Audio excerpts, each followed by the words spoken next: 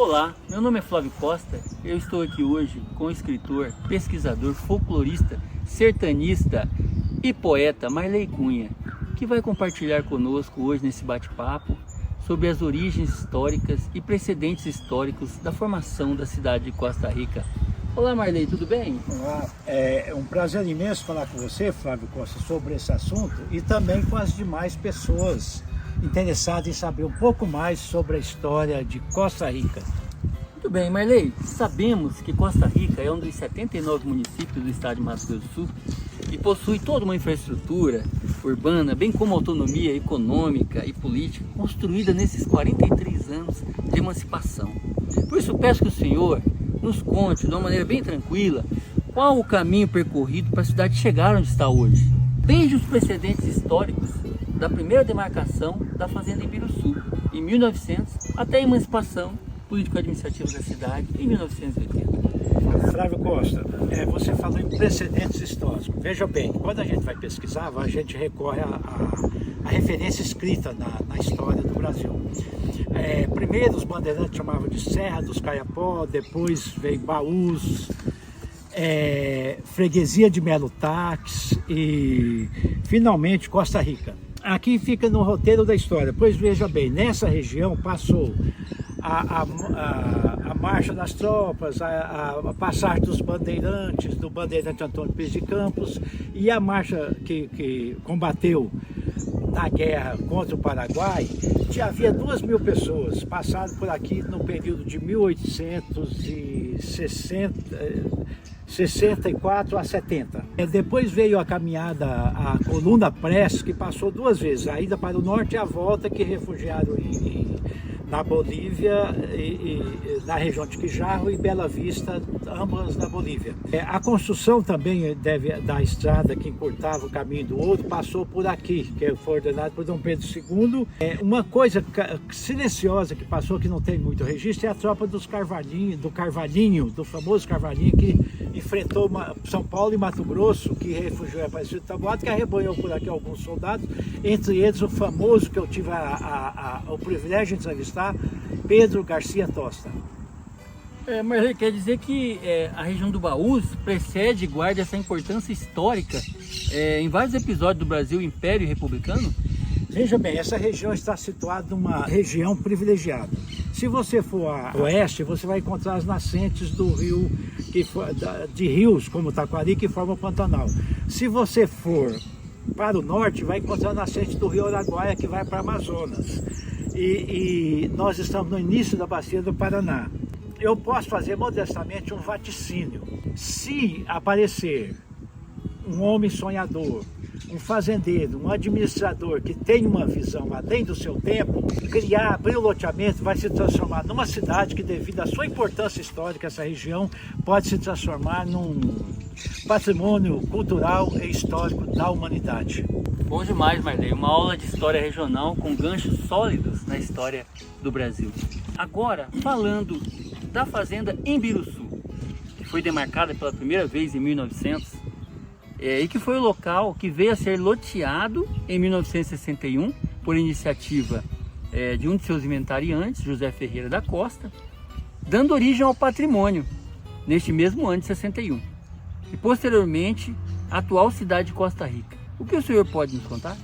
Olha, falando da fazenda Ibiruçu, o correto é escrever com C cedilha, né? Ibiruçu, mas como foi grafado no cartório Ibiruçu com 2 S, nós grafamos hoje Ibiruçu com 2 S. Ela foi registrada em 1894 com 16 mil e poucas hectares. Depois teve o inventário em 1900, que dividiu com vários herdeiros, e finalmente Rita Paula de Souza, vindo de Nioaque, com toda a sua turma, onde veio Zé Ferreira, comprou 3.500 e poucos hectares da fazenda Ibiruçu, que até está escrito na escritura da região denominada Melo Taques. Então, aí eles vivendo aqui, na fazenda, veio uma febre que matou a metade da população, febre amarela. Então, Zé Ferreira ficou viúvo e casou-se depois com a viúva do Jaime Batista Rodovalho, da tradicional família Rodovalho, e essa viúva é Maria Tosta Barbosa. Marley, eu quero que o senhor nos diga mais especificamente sobre o papel de José Ferreira da Costa no processo de loteamento e criação do patrimônio de Costa Rica. Veja bem, o Sebastião Carrillo dos Santos havia comprado uma fazenda na margem esquerda, tá? Na margem direita estava a terra do Zé Ferreira. Então ele queria fazer uma ponte. Sebastião Carrillo falou com Zé Ferreira da Costa que havia falado com outros fazendeiros para fazer uma ponte, e essa não queria porque passava afetosa, passava gado, naquela época boiada era tocada, né? Zé Ferreira da Costa, um homem de estatura franzina, sonhou grande, falou que essa ponte vai trazer progresso. Foi na construção dessa ponte que fez uma casinha para que vieram 2 carpinteiros de mineiros, e essa casinha depois Antônio Nogueira colocou a primeira boteco, a primeira venda, que aí veio Antônio Pires, Isidoro Nogueira, e aí Zé Ferreira, vindo de lá da fazenda, olhou aquela aglomeração. Ele tinha uma visão além do seu tempo. Ele falou, vou fazer um loteamento, porque ele foi providenciar o loteamento que deu origem à promissora cidade de Costa Rica. Para encerrar então o nosso bate-papo, Marley, peço que o senhor nos esclareça, de modo geral, qual que é o cenário que precedeu a emancipação política da cidade em 12 de maio de 1980.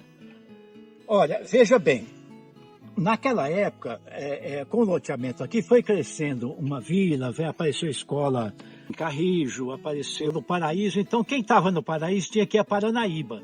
Quem estava na margem esquerda do rio tinha que ir para reivindicar, pagar imposto a Cacilândia. Quem estava do outro lado tinha que ir a Camapuã. Isso era uma viagem, era cavalo, era tudo para buscar um giz ou levar um preso, era tudo Camapuã, né, desse lado.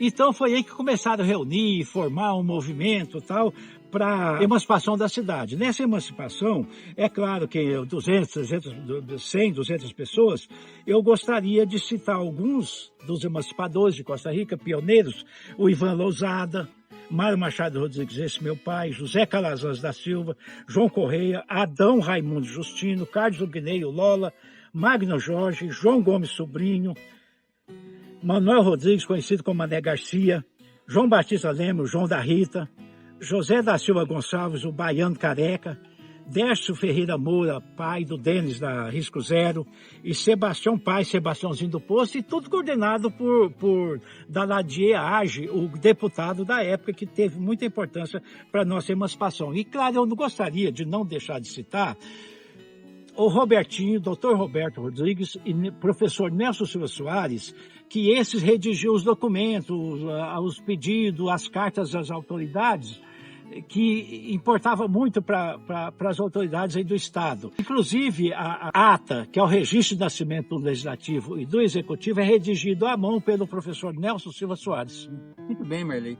Nós estamos aqui na sombra dessa paineira, desse Imbiruçu maravilhoso aqui, ó, que vocês podem ver, e que tem todo o significado pelo nome da fazenda. Tudo começou dentro da fazenda Imbiruçu, né? Então, vale registrar isso. Eu agradeço muito por você compartilhar seus conhecimentos conosco. É muito bom aprender na realidade e da realidade.